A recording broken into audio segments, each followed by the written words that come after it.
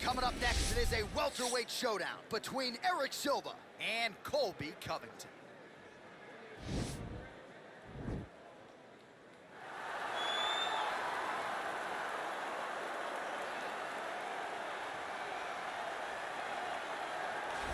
Well, sometimes lost in the shuffle of all that is Colby Covington, we don't talk enough about just how elite a welterweight this is. Realized a UFC interim welterweight title back in the day, and he's a guy who many people believe on any given Saturday night, he can be the top 170-pound fighter in the world. Absolutely, and it's the work ethic. It's the work ethic of Colby Covington that stands out. When I was at Oklahoma State as a coach, we wanted to recruit Colby Covington out of junior college because he was such a phenomenal workhorse. Everybody recognized it from day one, and when you watch it in his approach to his fights, he fights in that very same way. He's in your face, he's grabbing you, he's clinching you, he's taking you down, and he'll even stand and strike and throw big shots with you as the fight progresses. Don't mistake the talk for a guy that cannot back it up with actions. Colby Covington is a savage. Fear is not a factor for Colby Chaos Covington. Well, this young man is a really accomplished submission specialist, and sometimes fighters get offended when you call them a specialist, but most people know what he's trying to do in there, and to this point, no one's really been able to stop him. John, he will try to pull guard. Who pulls guard anymore in the UFC at this point? But he understands that for him to be successful, the fight has to be in the grappling, in the jiu-jitsu. If he's able to extend these jiu-jitsu exchanges, he is the guy that is generally going to win. He understands position. He understands going from point A to point B. He always is the one controlling the underhook. Always has the frame. Just a knowledge of jiu-jitsu that not many people can match. And you can be sure as he makes this walk tonight, he's thinking about just how quickly he can get this fight to the ground and utilize those aforementioned high-level submission skills. Our tale of the tape for this welterweight fight. 4 years the difference in age between these two fighters, and they both possess a similar height and reach. To get us started with the official introductions, here is Bruce Buffer.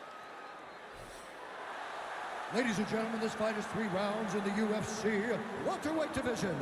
Introducing first, fighting out of the blue corner. This man is a wrestler, holding a professional record of 17 wins, 3 losses. He stands 5 feet 11 inches tall, weighing in at 170 pounds. Colby Chaos Covington! And now introducing his opponent, fighting out of the red corner. This man is a jiu-jitsu fighter, holding a professional record of 20 wins, 11 losses, and 1 no contest.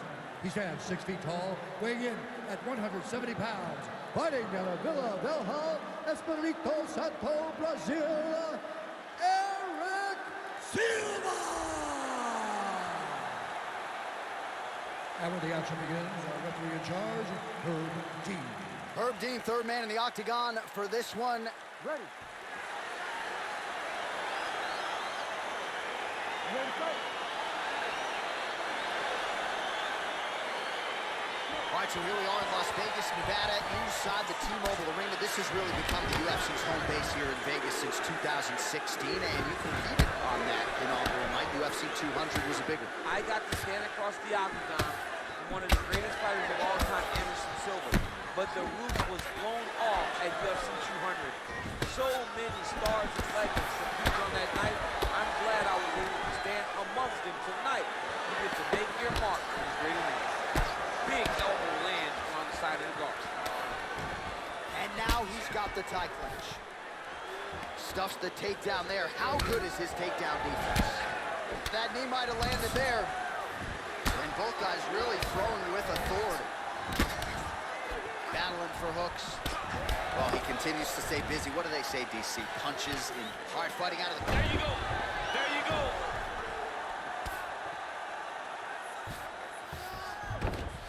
All right, well, he's got him softened up here.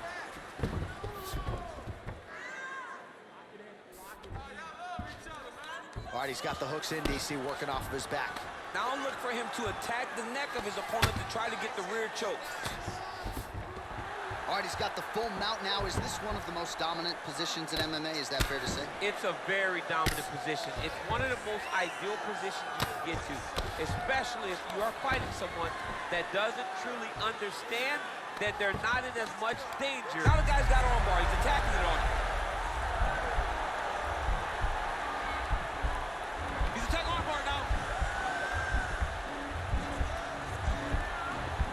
Continuing to try to manipulate the head here. And this might just be a matter of time.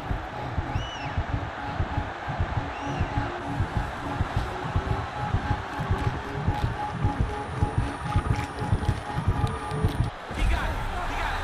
How about it? Gets the win by submission. Beautifully executed there on the ground.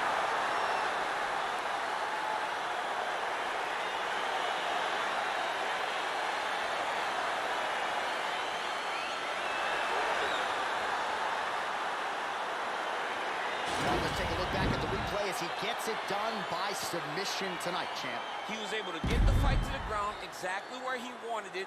Eventually, his opponent gave him an opportunity to get a submission. He did that, and he should be very proud of the work he did tonight in the octagon.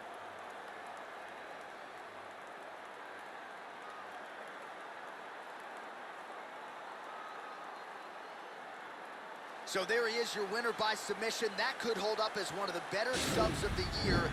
Near perfect execution tonight.